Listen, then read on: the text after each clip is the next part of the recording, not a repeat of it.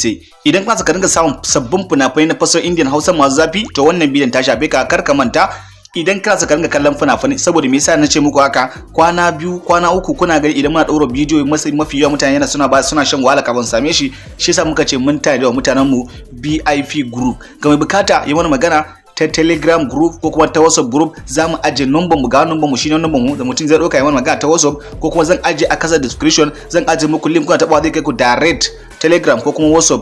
Duk wanda yake da bukata domin yi mana magana insha Allah mu dan gasa shi a cikin group namu ta BIP, amma group din biya ake yi wata ne BIP group. In kana zaka ringa samu zafafan fina-finai kamar da muke nuna muku, insha Allah a duk sati muna kawo fina-finai masu zafi, kuma a koda shi muna saka mutane fina-finai kwara uku suke kallon a cikin group din. Kuma group idan ka shiga zaka yi tada fina-finai sababbi a ciki, saboda muna sakawa ko da yaushe, ko na baya zaka yi tada su a cikin wannan group din lafiya lau ba tare wata matsala ba. A ko ina kake ko a ina kake zaka yi mana magana, ka dauki wannan number domin ka mana WhatsApp ko kuma ka mana Telegram, za mu maka magana, za mu maka karin bayani yadda tsarin group din yadda yake. To ƴan uwa, wannan shine hanyar mafi sauki da ku dinga samun sabbin fina-finai ƴan uwa ba tare sai kun sha wata wahala ba.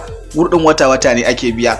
Ƴan amana ƴan uwa, kara ba ku labari, wannan YouTube channel ɗaku na Yuan Alhaji TV zai ringa kawo muku fina-finai masu zafi, insha Allah ku ringa kallo. Kuma shi yasa wani lokaci kuna ganin muna dinga jinkiri wurin kawo muku sabbin fina-finai, saboda me yasa muna aiki ta group, saboda mutane mun fi mai da hankali akan wanda suke cikin group, saboda kullun akwai shakan su muke domin muna musu aiki yadda ya ba tare sun samu wata matsala ba. Shi yasa wani lokacin muna jinkirin wajen kawo muku wani fasarori, saboda sai ma sun kalla sun ma dade a cikin sati ɗaya sati biyu kuma muna iya kawo muna sakawa a cikin YouTube.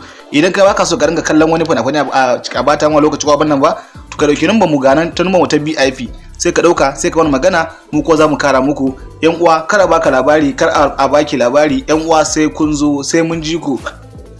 Sabon fina-finai dai insha Allah an gama ta daga wannan lokaci. In dai kana so ka ringa kallon sabon fina-finai ne, to mutane na sai mun jami, sai mun haɗe a WhatsApp insha Allah. Amma dan uwa, wata gargadi guda daya, idan baka da niyya ko baka da niyyar zaka biya, insha Allah kar ka mana magana. Idan sanda ka shirya sai ka mana magana. Allah ya sa mu dace. To dan uwa, idan baka mana subscribe ba, kana mana subscribe. Idan baka danna mana karron sanarwa da zaran mun dora sabon shirye-shirye, za ka ganshi akan lokaci. Yan uwa, ku danna mana alamar like, sannan kai wa yan uwa da kan arziki kai musu share domin su ma su gani, domin su amfana.